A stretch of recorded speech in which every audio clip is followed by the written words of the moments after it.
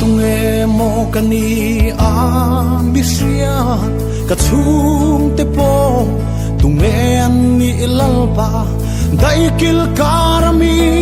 mo leng mu phalo te hi eng vang in e mo ka pangai chemin ti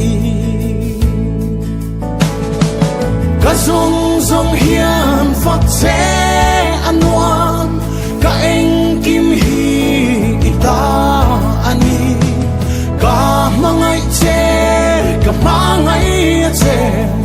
ka zong zong hian fak che anwam lal pa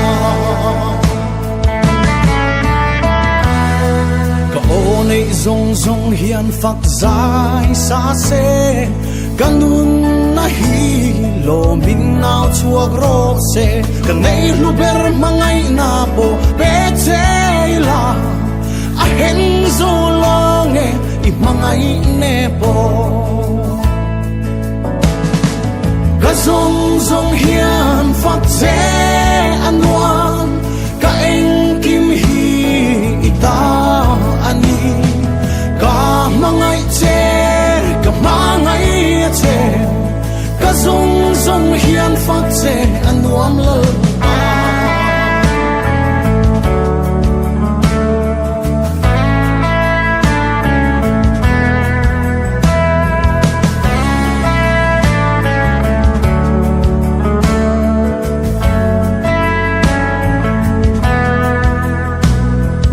Hello chuan eng ma a hlu zo lo I om chuan ka tan lei van a chang thi